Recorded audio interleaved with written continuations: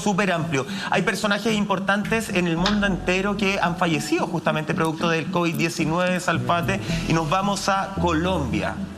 Exactamente, este martes murió el ministro de Defensa de Colombia, el político y diplomático Carlos Holmes Trujillo. Ha muerto, como decíamos, hace un par de días a causa del coronavirus, entre varios otros que ya mencionaremos, en el Hospital Militar de Bogotá. Trujillo, de 69 años, permanecía en una ciudad de cuidado intensivo ya desde el 15 de enero y a causa de esta neumonía viral grave provocada precisamente por la pandemia que asola al planeta completo, motivo por el cual habría estado sedado y conectado a un respirador. Recordemos cifra, 18.000 muertos en Chile, 5 millones de personas muertas en el mundo entero. Ya estamos hablando de guerras mundiales, ya, con esta cantidad de personas fallecidas. De hecho, ya superó la Segunda Guerra. Ojo, hay que entender de que si yo quito la matanza, digamos, los campos de concentración, solamente soldados confrontados en esta guerra que duró del 39 al 45, la verdad que estamos hablando de que en un año, esto ya hizo la pega, lo digo obviamente con sorna, ¿no? 5 millones de personas ya han fallecido, o sea, se murió más de un cuarto de la población de todo Chile. Es que, insisto, mira, es que en realidad la solución es relativamente fácil. Si tú haces caso en 3 puntos, no tendríamos que ni siquiera estar hablando de esto. Es que es así. El virus se contagia porque hay contacto bajo ciertas condiciones, ciertas medidas de distancia y bajo ciertas condiciones. Si tú esas medidas las tienes controladas, no es común. O sea, la única posibilidad de que me muerda un perro es que yo esté a cierta distancia de él y que obviamente los dientes, digamos, en contacto con mi piel. Claro. Si está hecha una reja, no hay cómo me muerda, no es imposible. El virus es igual. Y si son esas 3 medidas las que se toman en cuenta, no estaríamos hablando de no sería un problema para nadie. Pero son 3 medidas que parece ser que parece que es mucho pedir y no están. Que a la gente en sí no le preocupa o la gente perdió el miedo o la gente bajó las barreras de defensa de alguna forma. Estamos hablando y nosotros hoy día estamos mencionando, por ejemplo, líderes. Y uno podría decir al ver esto, oye, el COVID-19 entonces es súper transversal, po. El COVID-19 no discrimina entre ricos y pobres. No. Quiero agarrar lo que tú decías y yo creo que sí discrimina entre ricos y pobres. Ajá. Yo creo que sí es importante hacer un estudio de cuántas personas, lo voy a llevar a Chile para hacerlo más simple, de Plaza Italia, Plaza Dignidad, Plaza Baquedano, como lo quiera llamar, hacia abajo han fallecido versus hacia arriba. Yo creo que sí hay diferencias. ¿Igual de contagiados? Lo decías tú. Los muertos no son lo mismo, muy bien. O cantidad de contagiados, lo decías tú. Influye cómo uno se está alimentando, influye cómo tu cuerpo recibe este virus. Sí. Ahí sí hay una gran diferencia de cómo se alimentan las personas de los sectores más pobres de nuestro país versus los sectores privilegiados de nuestro país. Influye también qué tan preparados, cuántos elementos tienen para atenderte cuando tú vas con un problema respiratorio. Las canastas de emergencia que le dieron a la gente, yo no sé si lo ayudaban o le empeoraron así como... Por ejemplo, influye desde... Mira, desde el otro día veía porque la gente se aprovecha de todo. Hay algunos países que dicen ya las mascarillas de tela no sirven, ¿cierto? Perfecto, acá en Chile dijeron que sí, sirven las de tela, tú las puedes hacer.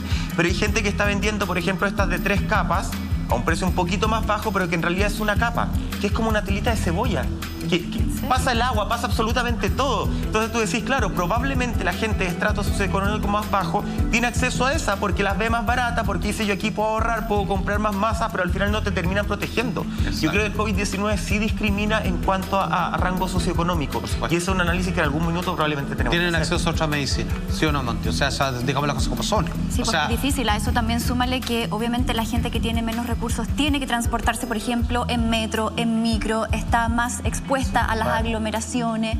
O sea, son muchos factores los que se suman. Ayer, bueno, lo comentábamos un poco en comerciales, también esta crisis ha tenido tantas consecuencias. Hay una heladería o gelatería, no sé cómo se dice, que es icónica en nuestro país, que ayer quebró. Sí. Que tenía 47 locales en todo Chile y eso, imagínate la cantidad de puestos de trabajo también que se pierden.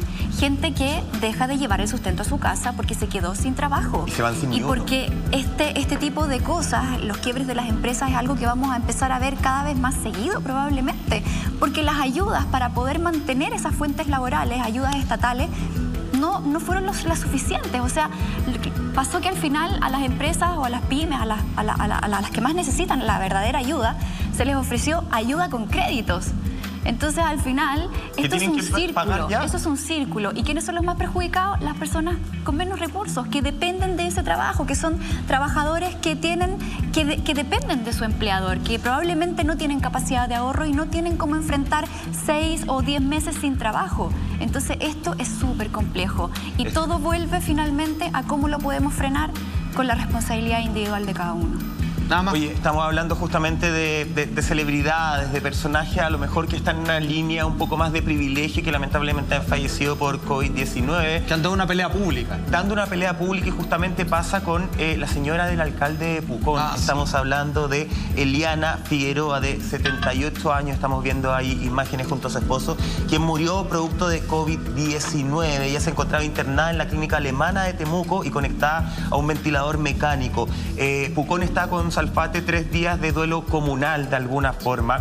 El alcalde también estuvo muy enfermo por COVID-19. Él logró salir con vida de esto, pero su señora no. Además, un alcalde que yo me acuerdo en la época del eclipse, él hizo un llamado a que por favor la gente no llegara en masa a ver el eclipse, y los que llegaban, que por favor se cuidaran, porque no quería ver a un Pucón enfermo por COVID-19. Hoy día le toca de forma tan cercana. Ayer los empresarios gastronómicos de Pucón estaban haciendo justamente una protesta que decían: Pucón quebró, nos están matando. ¿Sabes qué? Con respecto a eso, nosotros que estuvimos con todos los cuidados, y la gente le agradezco que no haya respetado eso, porque había multitud de personas que querían sacarse fotos con nosotros, lo hicieron y respetamos mascarilla, distancia social, y la gente lo entendió perfecto y yo lo agradezco. Fíjate que había una polémica cuando fuimos lo del eclipse en Pucón, porque decía, ¿qué hacemos? Porque nosotros, para sobrevivir el año, y nos lo explicaban los distintos lugares, digamos, del comercio de esta ciudad lacustre, es que con 2 meses sobrevivimos el resto del año. Por lo tanto decimos, yo sé que lo del eclipse es maravilloso, fantástico y que se ve bacán económicamente para nosotros, pero tenemos miedo de que el eclipse vaya a cancelarnos enero o febrero en vacaciones, porque ahí nos van a matar. ¿Qué pasó? Entró a cuarentena, Pucón. Y yo, conversando con los lugares con los que teníamos, obviamente, los lugares donde alimentarnos y los demás, me decían, tenemos que portarnos bien. Oye, y se portaban bien. Mascarilla, lavado, te cambian el plato, venga, de nuevo el alcohol gel y todo lo demás. Decían, tenemos que portarnos bien porque nos llegan a cerrar uno de los meses, nos vamos a tener que ir para la casa porque no aguantamos. O sea, no podemos, o sea, no. Claro. Ya los dueños de locales no nos los van a arrendar. No, resisten. Y ahora están en fase 1. Sí, o sea, ellos se están declarando desde ya en qué. No sé qué. Pucón quebró, era el cartel que tenían anoche. Pero es que la pregunta es clara, porque uno puede pensar en ayudas que son bonos y todas esas cosas, pero, y lo hemos visto no solamente en Santiago, sino en un montón de partes de Chile, donde siguieron cobrando las patentes, estuvieron un año cerrados. Pura, sí. Entonces, la pregunta, por eso te lo pregunto ahí, o sea. Una cosa que tú digas, chuta, mira, nos queda otra que cerrarlos, pero vamos a hacer esto para que puedan abrir en el futuro cuando la situación se normalice. Claro. Pero cuando tenía alguien que lo tenía cerrado y decía, oye, no me habéis pagado la patente, oiga, perdón, usted no ha pagado la patente, nos debe plata aquí, esto el municipio no puede ser, no lo va a aceptar. Eso no puede ser la manera de solucionar las cosas. Es como que tú mañana tienes que pagar un permiso por andar en la calle y no hayas andado en la calle porque estuviste todo el año encerrado. Suena ridículo. Busque otra forma en este país de hacer plata que no sea cobrar impuestos, compadre. Un llamado a la autoridad, que son puros vagonetas. Oye, hablando de autoridad y de personajes famosos o reconocidos en el mundo, Manuel López Obrador, el presidente de México, también contrajo el coronavirus. También vamos a hablar de todo lo que está pasando en Holanda, protestas sociales porque están en contra de las medidas que está adoptando el gobierno. Hay más, Salfate. ¿Todo eso lo vemos cuándo? A la vuelta de esta breve pausa comercial. Lo mejor está por que, bueno, le ha tocado duro, porque durante la presidencia de Trump la verdad es que él tuvo que llegar a varios acuerdos, darse cuenta de que a un país se le estaba volcando en contra respecto a las medidas un poquito febles que le estaba haciendo, no solo con respecto a la pandemia, sino que todas las situaciones económicas por las que estaban pasando nuestros queridos hermanos aztecas, a quien tanto los queremos y respetamos. Sin embargo, aparece en sus redes sociales el siguiente mensaje del todavía y actual presidente de México. Lamento informarles que estoy contagiado de COVID-19. Los síntomas son leves, pero ya estoy en tratamiento médico. Como siempre, soy optimista. Saldremos adelante todos. Me representará la doctora Olga Sánchez Cordero en las mañaneras para informar cómo lo hacemos todos los días. Debo decir que constantemente, por pega, fuera de programa, hablo con gente de México, con personas que tienen trabajo importante de grupo. Y allá las medidas no existen. O sea, no las pescan. O sea, es como que las dicen, pero como que se quiere ir, le haces caso nomás. No es... No hay una obligación de por medio. No, generalmente un poco sí. Digamos que en México es más llevado la idea de la población. O sea, hace lo que se le venga en gana. Entonces con el COVID-19 han sido un poquito más relajados. Nosotros somos como más estructurados, voy a decirlo así, como es negativo con nosotros, digamos, ya, pero en términos de la vida. Pero también, la verdad, las medidas nunca han sido las completamente apropiadas para un país tan grande como es México. Entonces estamos jodidos, po. Porque, a ver, nosotros hablamos... de hecho, tú puedes ir a México sin problemas. Nosotros hablamos en lo micro de las personas en Chile que no hacen caso. Y esas personas probablemente nos van a afectar. Si nosotros vemos esto en lo macro, todos los países estamos de alguna forma unidos. Si un país no hace caso, si un país no pesca el tema, si un país le da lo mismo, si un país es como ya libre y no hay aforo... Y viaja al otro. Y viaja, que es el caso entre México y Chile. A normalizar nuevamente, en el fondo el virus jamás va a desaparecer. Y probablemente sí, probablemente vamos a estar muchos años, pero estar con estas tasas tan importantes, de tanta muerte, de tanta vida que se acaba, de tanta historia que se termina por un virus, eso sí es responsabilidad de todos. Uno se enoja acá en Chile cuando ve las fiestas clandestinas, y yo creo que sí, que a los cabros les tenéis que pasar multa, pero multa re poco les duele porque tienen mucha plata por lo general. Ya estoy hablando de las fiestas en Barrio Alto. Sí, pero cuando el papá paga, el cabro paga después. Sí, pero más allá de la multa, yo les pondría la multa, y si no les pongo una pena en cárcel, que acá ya estamos sobrepasados, yo lo que les pongo es, chiquillos, de verdad, vayan al hospital y barran el hospital, estén en contacto, cuiden enfermos de COVID-19. Por último, si no te va a dar la sensibilidad de decir, oye, esto es real, por último, ten el miedo de contagiarte, porque ya no puede ser que el virus siga creciendo por, perdónenme, bueno, irresponsable. Y si nosotros lo llevamos a nivel de país, si en México no se preocupan, si en Estados Unidos no se preocupan, estamos hasta las manos. ¿No es llamativo que países con tanta población, Brasil, México, Estados Unidos, no se preocupen? ¿Me entendido, no? Es que le dicen gracias a Lama. Yo por eso hablaba con Chile. O sea, pero va más allá de eso, distintas, ¿no? Pero ¿no se supone que los países grandes son los que finalmente marcan la pauta de cómo se tienen que hacer las cosas en el resto no por la pandemia. ¿En qué base? No para los cuidados personales.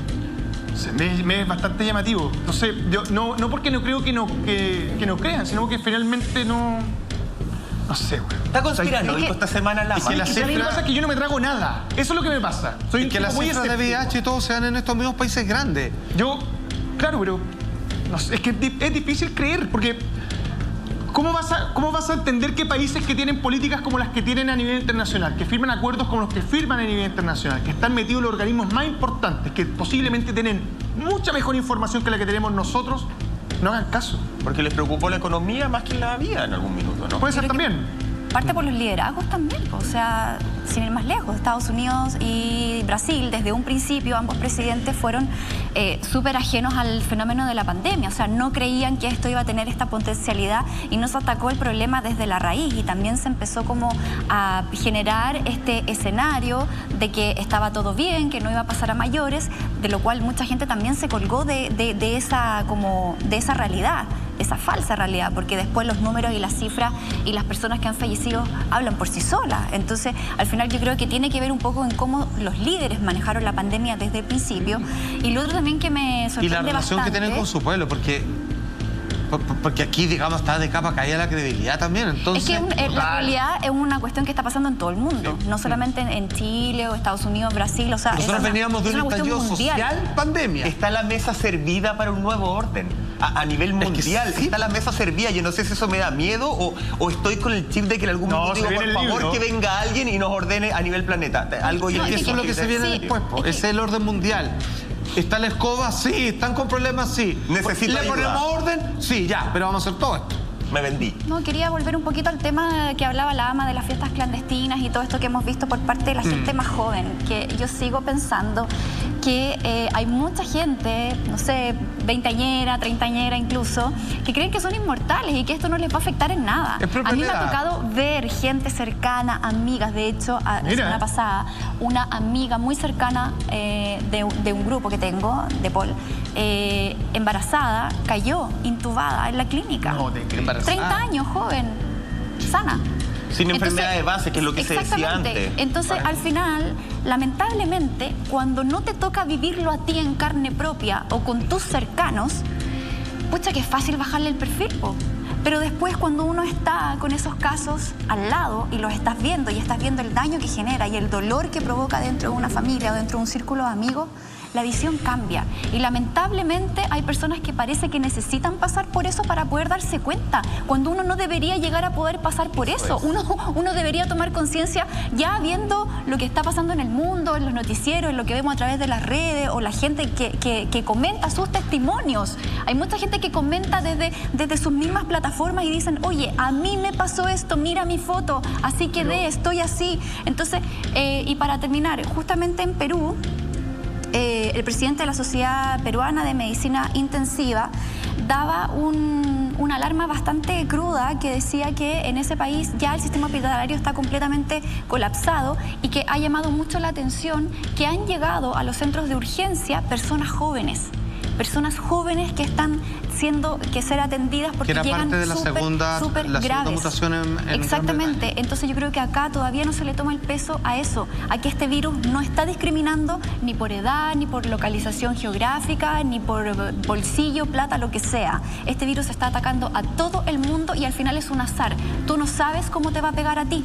No. Y ese es el miedo que tenemos muchos. Las cifras, es súper azaroso. Las cifras en rango etario más joven, estamos hablando de 25 a 45, también están aumentando en nuestro país. No solamente es una realidad de Perú, el otro día la entregaron, no la voy a decir porque no me acuerdo, pero también están aumentando las cifras de personas.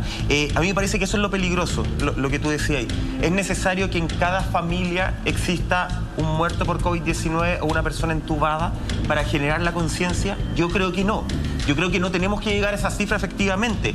¿Qué es lo que pasa en la cabeza de estas personas que son personas que viven con privilegios y que le importa nada, así como personas efectivamente que son de los estratos socioeconómicos más bajos que también les gusta el deseo? Hay personas que los han pillado, les han pasado una multa, una citación, no sé cuál es el proceso, y después recaen nuevamente. Recaen nuevamente, me refiero a otra fiesta clandestina. Claro. Entonces, ¿qué es lo que pasa a ese nivel de psicológico de esas personas que literalmente les importa nada?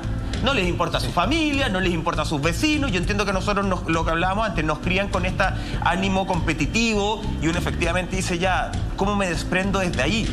Pero algo más tiene que existir porque yo no entiendo ¿Cuál es la diferencia? O sea, ¿por qué un hijo de político que ha tenido toda la educación del mundo, que sabe todo lo que tiene que hacer, que supuestamente un hijo de político, tendría que estar súper conectado con la realidad del país? Porque los políticos supuestamente, están conectados con la realidad del país. Estoy siendo irónico, ¿cierto? Se nota. Saben todo. Sí, pues en la casa del político es discurso otro. Y no, los cabros, perdónenme, ¿no se pueden aguantar de ir a pelarse en una fiesta? Porque básicamente eso van y es la edad en que soy más choro si me doy un beso con 2, 3 y 4. Entonces, me parece que eso habla de la basura de sociedad que estamos construyendo en general.